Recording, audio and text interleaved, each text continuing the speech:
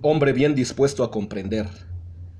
Kant no dejó de culpabilizarse por las interpretaciones descuidadas de la crítica, y llegó a pensar que estos descarriados juicios se debían a serios defectos expositivos de su obra.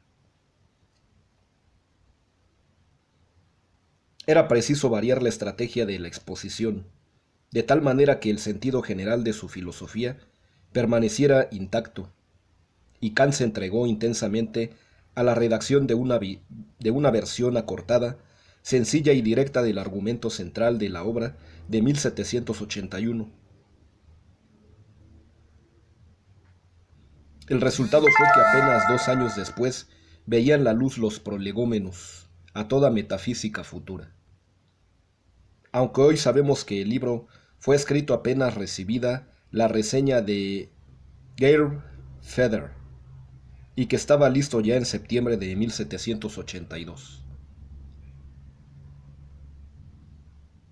La novedad más importante de esta obrita, mucho más leída que la crítica, consistió en que Kant identificaba que la mejor estrategia retórica para hacer invencible su argumento era imitar a la ciencia.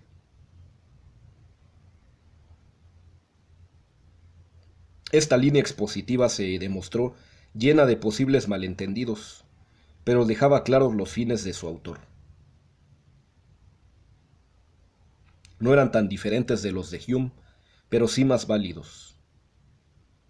No es que Kant desease aplicar el método de Newton al estudio de la naturaleza humana, sino que aplicaba el método de la ciencia en general, el que había funcionado desde Tales de Mileto, para lograr una evidencia común sobre los objetos del conocimiento. A esta rama del saber que desde antiguo se llamaba metafísica, solo que ahora la metafísica tenía un firme anclaje no en la naturaleza humana en general, sino en su dimensión racional más particular.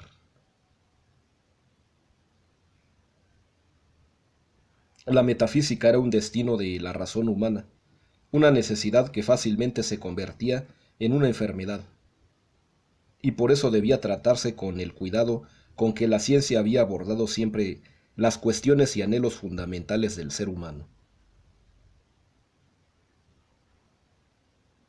Kant era consciente de que se hallaba en la línea de Hume, pero creía que estaba ofreciendo un argumento que iba más allá de los resultados del escocés, y sin duda puede afirmarse que la teoría kantiana de las capacidades o facultades subjetivas implicadas en el conocimiento era más refinada que la de Hume.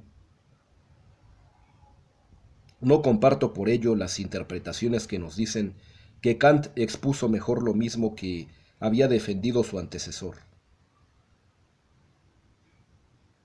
Kant expuso mejor a Hume porque expuso cosas diferentes de las que éste abordó, y entre ellas la diferencia entre imaginación y entendimiento, por mucho que la primera ofreciera la dimensión natural y fáctica. El segundo era una capacidad originaria de la reflexión y de reconocimiento de normatividad, de fundación de reglas, del establecimiento de las razones para su uso legítimo. Hume había ignorado todo eso.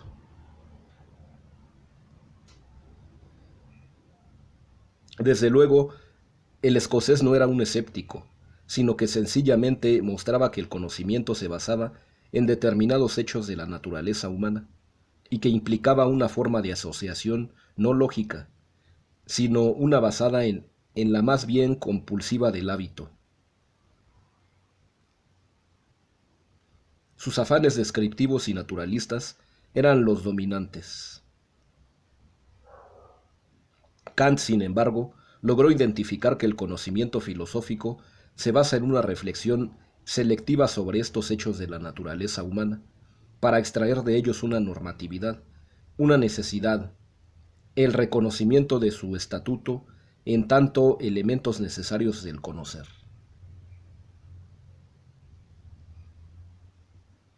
La filosofía no consistía en describir estas dimensiones fácticas tal y como existían, entre otras muchas inclinaciones, hábitos, ilusiones y afectos, sino en ofrecer argumentos que para mostrar su carácter imprescindible y necesario, sí debíamos disponer de un mundo común.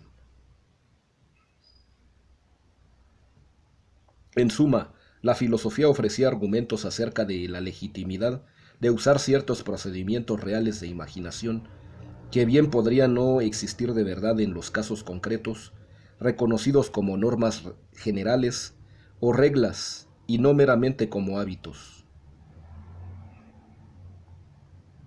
En esa normatividad, precisamente, quedaban expresados el sentido, el alcance y los límites de su uso. La genialidad de Kant, para la que se sirvió la retórica del republicanismo político, consistió en vincular el campo legítimo de uso y el alcance de la normatividad del entendimiento a la demostración del origen de sus reglas.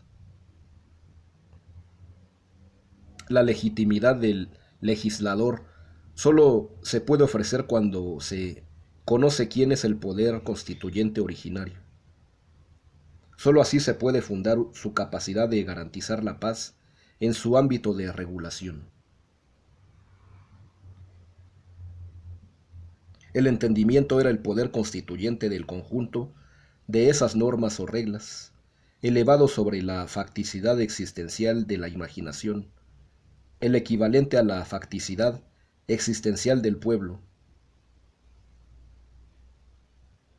Ese argumento, el objetivo de la filosofía trascendental kantiana, brindaba su ámbito de objetividad compartido en el que todo ser humano podía, como ciudadano, contribuir con su esfuerzo a la empresa común del conocimiento, pues todo ser humano podía regular su subjetividad según las reglas constitucionales. A la hora de ofrecer la estrategia demostrativa de su argumento, a fin de mostrar el origen de las reglas del entendimiento para sí, poder establecer el alcance de su uso, Kant siempre pensó que debía basarse en el modelo de la ciencia.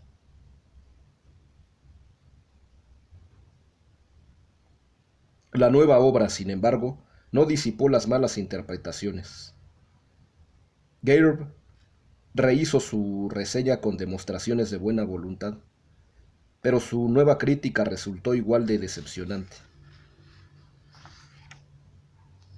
Kant comprendió que se trataba de una política filosófica rival y se lamentó de haberse dejado engañar. Pero la política filosófica comparte con las demás formas de la política una congénita miopía.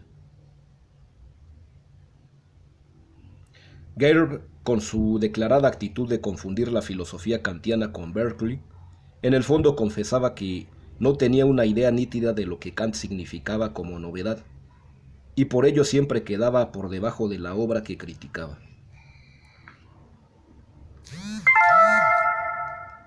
Esta confesión implícita, curiosamente extendía el prestigio de la obra de Kant y la rodeaba del aura que tienen las cosas inasequibles.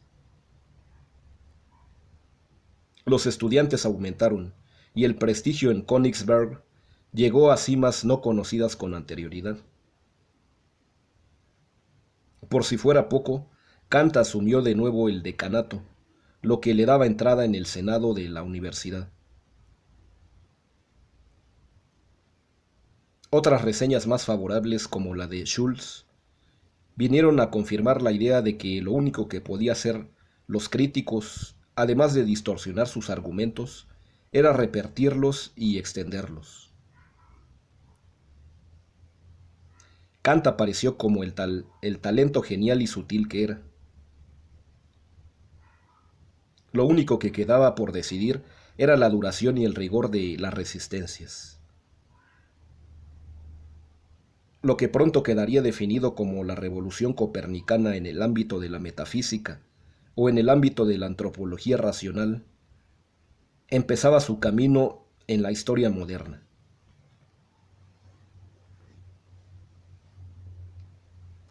Por fin, la moral. Kant no era un romántico, así que no le dio un gran significado a cambiar de casa. En la plenitud de su fama, Siguió vinculando a la sobriedad, a la simplicidad y a la sencillez de la vida de siempre, y su morada era famosa por la austeridad del mobiliario y por la práctica ausencia de adornos. Continuó con sus hábitos, sus clases y su vida sencilla, pero nunca dejó de atender a los mejores alumnos que pasaban por las aulas, siempre vinculando a la batalla política por la Ilustración, que Kant identificaba con el triunfo de su propia filosofía.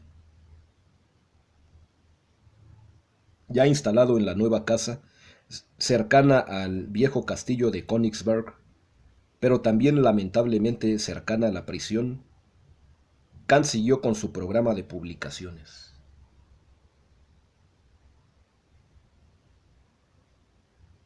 Por lo menos la nota de Gehr había servido para algo. Kant había identificado el núcleo más fuerte de resistencia a su programa, bien instalado en la Academia Alemana. Sin duda, el rival mejor situado, el que más daño podía hacerle, era ese Christian Gehr, que, como es lógico, también deseaba construir una filosofía popular de fuerte impronta ilustrada.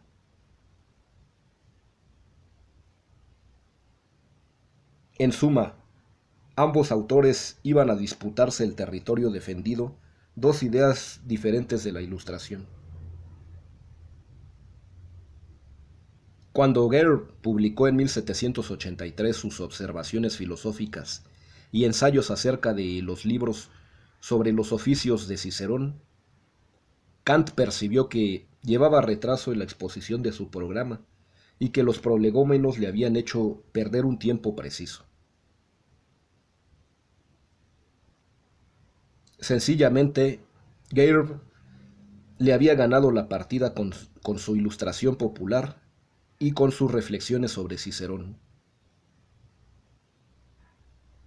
Aunque Kant había seguido con sus clases de moral, no había publicado nada sobre este campo, la verdadera tierra prometida de su filosofía.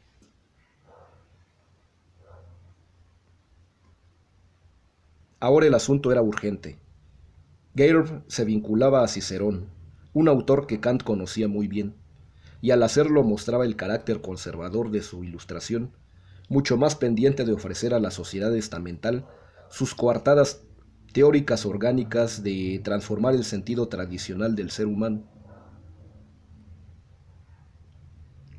Desde este punto de vista, Cicerón había sido usado desde el siglo XV para organizar la vida urbana y cívica alrededor de la existencia de una ética común de la honestidad y del decoro, propia de todos los ciudadanos y compatible con las diferentes dignidades y deberes materiales concretos, estamentalmente definidos y estereotipados.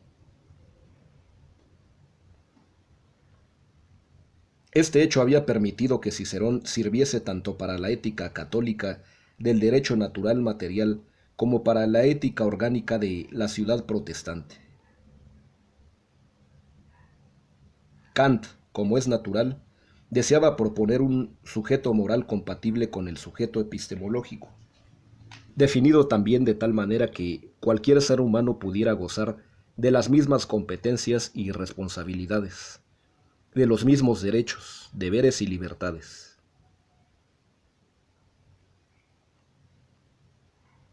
Si el derecho al conocimiento determinaba una ciudadanía universal, el derecho a la dignidad también. Y esto es lo que se empeñó en defender en la obra más sutil y moderna de su autor, pero también la que debió de causar más perplejidad por su pomposo título: Fundamentación para una metafísica de las costumbres. Escrita para neutralizar la influencia de Gehr, vio la luz en 1785.